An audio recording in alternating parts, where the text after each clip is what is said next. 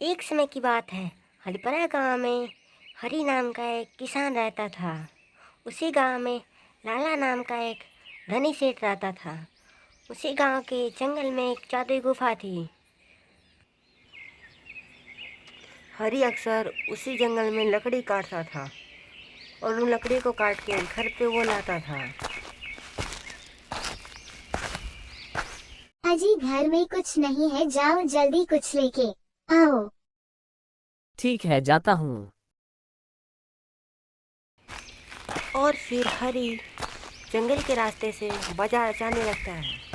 कुछ देर चलने के बाद वह थक जाता है और आराम करने के लिए जगह ढूंढने लगता है।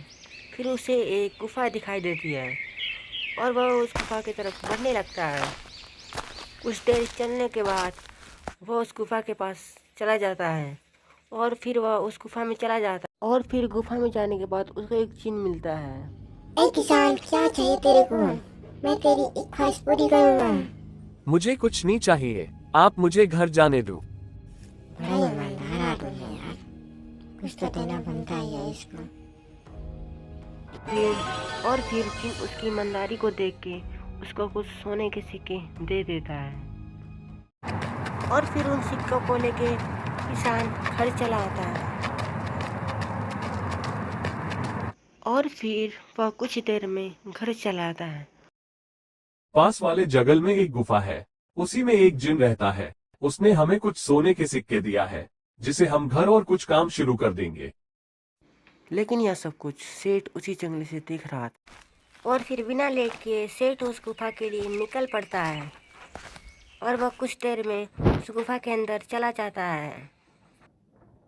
ए जिन, मुझे कुछ सोने के सिक्के दो।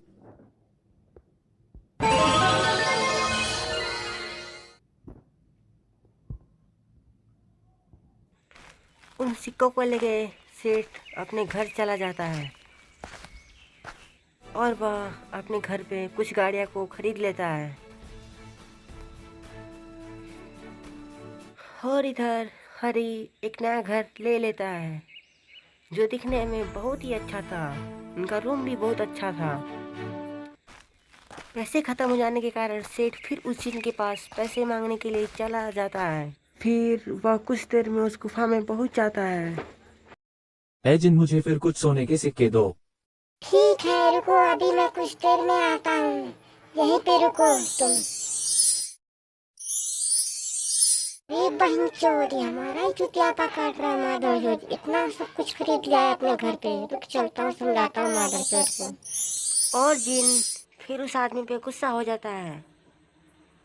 करे तेरी माँ चुरा तो हमारी चुतिया पकड़ो, तेरी बहन चुरा। तेरी माँ चुरा तो बकरी बना दे तेरी माँ चुरा।